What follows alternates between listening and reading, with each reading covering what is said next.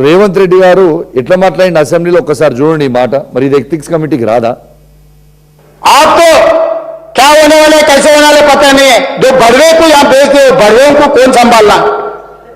ऐसे बड़वे को क्यों इधर लेगा के छोड़ दिए? समझाओ उन लोगों को,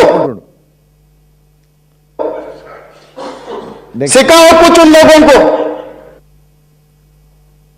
ఇప్పుడు ప్లే అమ్మా దానం ఎస్ఎన్డిపి చూసుకోవాలి మా బయట కూడా తిరగని కొడుకా మేము కానీ ఏమనుకుంటున్నారా మీరు?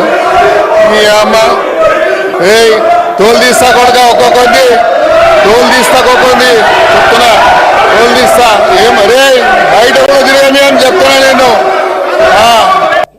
మరి ఇవి ఎథిక్స్ కమిటీకి రావా?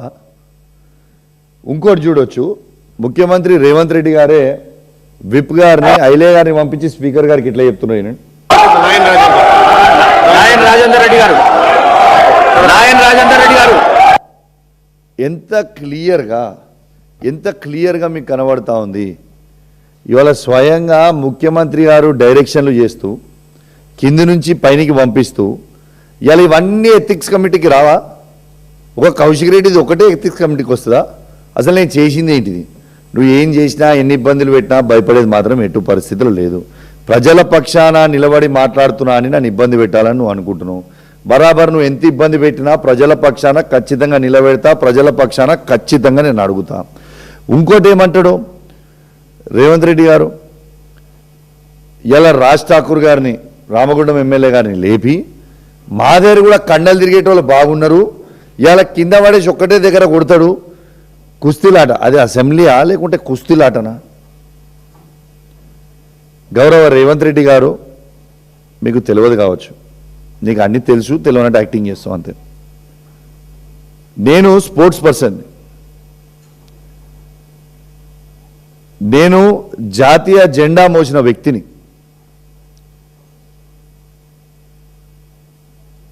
నా పర్సనాలిటీ మీద నువ్వు ఏడిస్తే నేనేం చేయాలి? దేవుడిచ్చిన పర్సనాలిటీ మీద నీకు దేవుడు ఇవ్వకపోతే నేనేం చేయాలి? నువ్వు నా పర్సనాలిటీ మీద ఏడిస్తే నేనేం చేయాలి అని నేను అడుగుతా ఉన్నా. ఇలా స్పోర్ట్స్ పర్సన్గా ఇలా ఈ ఫిట్గా ఉండడానికి ఉట్టిగా ఆషామాషిగా లేమి. ఇట్లా 20 ఏండ్లు కష్టపడి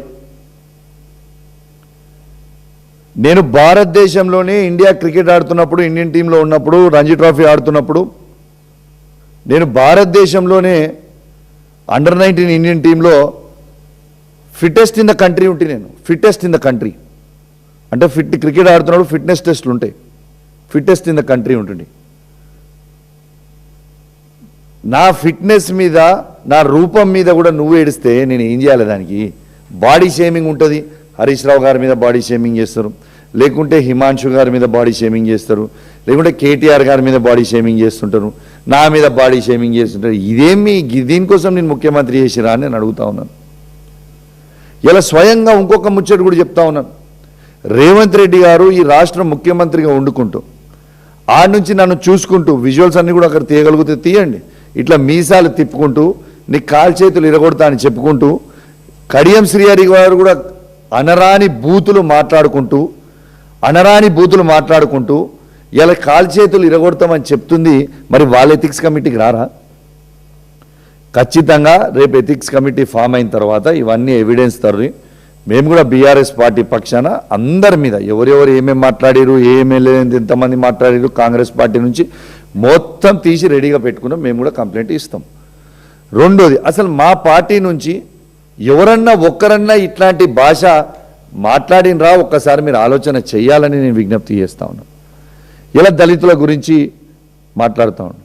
అసలు నేను ఛాలెంజ్ కడుతున్నా, ఈ అసెంబ్లీ ఫామ్ అయినాక, కొత్తగా అసెంబ్లీ ఫామ్ అయిన తర్వాత దళితుల గురించి, దళిత బంధు గురించి నేను మాట్లాడినంత ఏ ఒక్క ఎమ్మెల్యే అయినా నాకంటే ఎక్కువ దళిత బంధు గురించి ఈ అసెంబ్లీ సెషన్లలో ఫామ్ అయిన ఫస్ట్ సెషన్ నుంచి మొన్నటి సెషన్ వరకు నాకంటే ఎక్కువ దళితుల గురించి అసెంబ్లీలో ఎవరైనా మాట్లాడుంటే నా ముక్కు భూమికి రాస్తాను. ప్రతి అసెంబ్లీ సెషన్లో దళితుల గురించి, దళిత బంధు గురించి, మా దళితులకి దళిత బంధు ఎందుకు ఇస్తలేవు, మా హుజురాబాద్ నియోజకవర్గంలో పైలట్ ప్రాజెక్ట్ ఇచ్చింది కేసీఆర్ గారు దళిత బంధు, వాళ్ళకి ఇవ్వాల్సిన డబ్బులు కూడా అకౌంట్లో ఉన్నా మీరు ఆపుతున్నారు.